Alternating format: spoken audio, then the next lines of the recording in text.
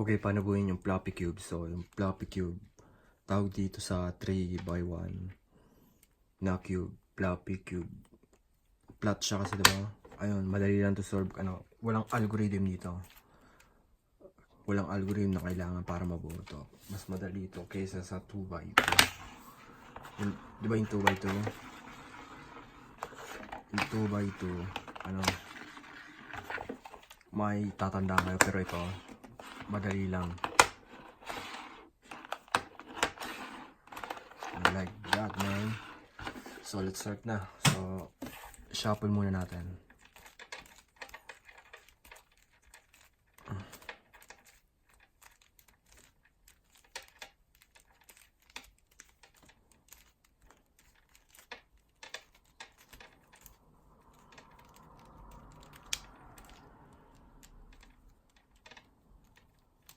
Yan. Shuffle na. Ito na yung pinaka-shuffle na shuffle. So, ang unang gagawin nyo dapat kapag ganito, ibabalik sa tamang posisyon. Ano ibig sabihin ng babalik sa tamang posisyon? Yung shape niya. Kasi nagsha-shape shifter to eh. Ito yung ibig sabihin yun. Ibabalik nyo sa tamang posisyon. So, ganito.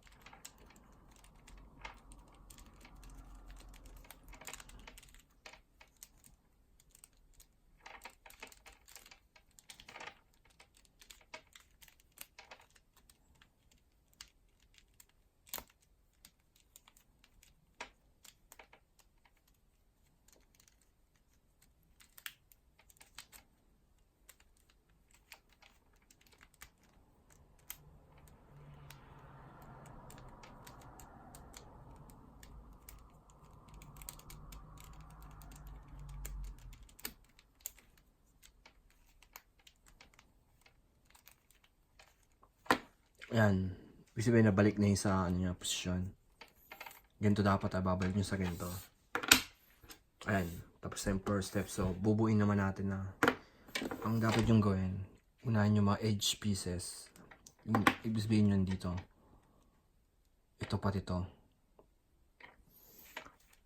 Ayan iikot lang. Hindi, diba? Ayan, diba? Ayan na. Ang gagawin nyo naman, bigyan to iikot to.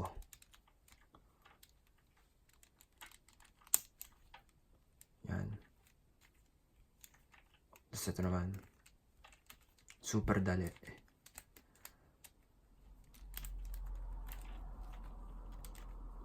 Yan. So, pag-switch na lang natin. Di ba puro puti na, yellow, tapos hindi sila pare-parehas. Isi-switch lang.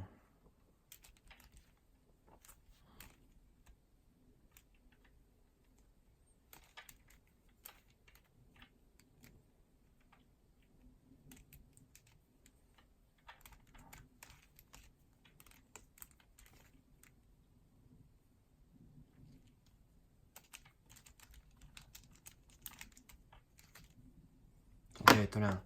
Pare-pares na. Ulitin na natin yung gitna.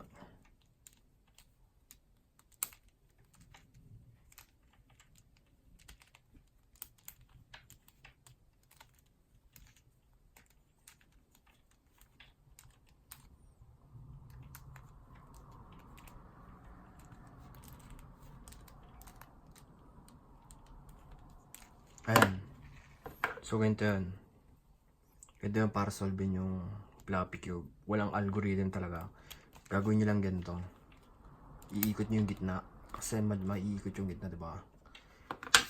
Mas madali.